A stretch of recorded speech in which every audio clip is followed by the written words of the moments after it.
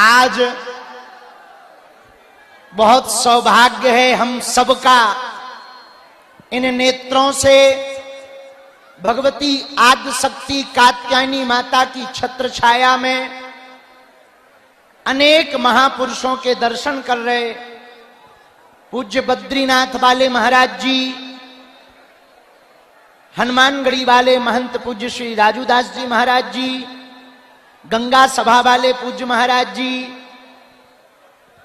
गुजरात वाले पूज्य महाराज जी, पूज्य श्री मान मंदिर वाले पूज्य रमेश बाबा जी के कृपा भाज्य सुनील भैया जी, पनकी धाम वाले पूज्य महाराज जी, महामंडलेश्वर महाराज जी, पूज्य श्री अरुणपुरी महाराज जी, शनि धाम वाले पूज्य महाराज जी, हमारे बड़े ही आत्मीय पूज्य श्री लोकेश मुनि जी महाराज जी, पूरा संत समाज सिख परंपरा का प्रतिनिधित्व करने वाले आप एवं सुंदरकांड की परंपरा को संपूर्ण भारत में नवीन विधा के रूप में प्रस्तुत करने वाले, राग और अनुराग के साथ गाने वाले श्री रसराज जी, पूज्य भैया जी महाराज जी, ग्वालियर वाले पूज्य महाराज जी, परम पूज्य श्री गीता मनीषी जी महाराज जी और पूज्या दीदी मां हमारी बुआ जी और पूरे के पूरे बागेश्वर धाम के पागल। आज 7 तारीख है, 7 नवंबर वो तारीख है 1966 में।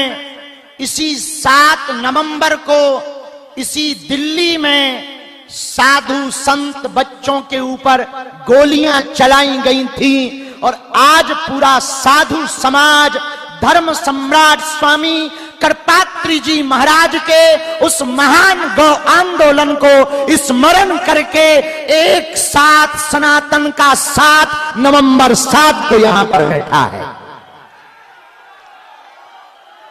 आज का ही वो दिन था जब धर्म विरोधी ताकतों ने, सत्ता पर बैठे हुए सत्ताधीशों ने निहत्थे संतों पर और हमारी सबकी प्राण, हम सबके प्राण गौ माता के ऊपर गोलियां चलाई थी।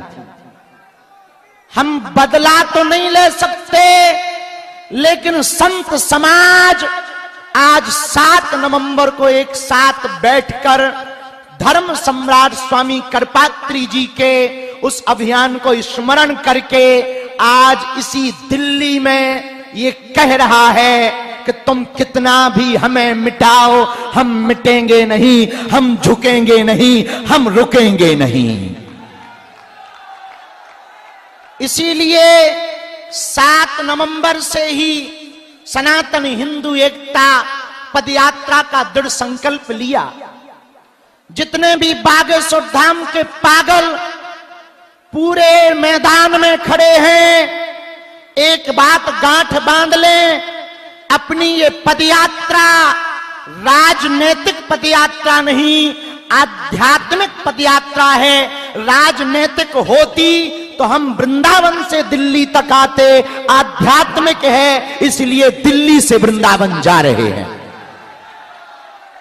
ये पूरी पदयात्रा कास्टवाद जो भारत में है, हम चाहते हैं जातियां तो रहें पर जातियों का अहंकार न रहे।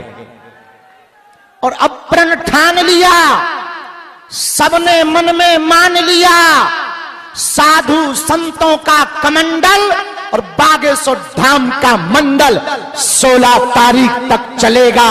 गांव गांव गली गली में शोर होगा, सनातन का जोर होगा, हिंदुओं की एकता होगी, धर्म विरोधी और देश को बिगाड़ने वालों की ठटरी बनेगी। 2-3 बातें हम बहुत विनम्रता पूर्वक आज कहना चाह रहे। ये पदयात्रा 80 करोड़ हिंदुओं की है।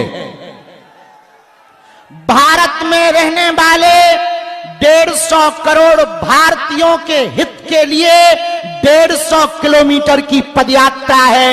इस देश में रहने वाला प्रत्येक व्यक्ति सनातनी है, जो सनातनी नहीं है वो तनातनी है। इस भारत में जन्म लेने वाला व्यक्ति सनातनी है। और पूरे बागेश्वर धाम के पागलों से प्रार्थना है, तुम पूरे 10 दिन की पदयात्रा में हमने कोशिश पूरी की। पूज्य बद्रीनाथ वाले महाराज जी रात भर जागे, पूरा बागेश्वर मंडल रात भर जागा, पूरा सुंदरकांड मंडल रात भर जागा, पूरे संत समाज रात भर जागे।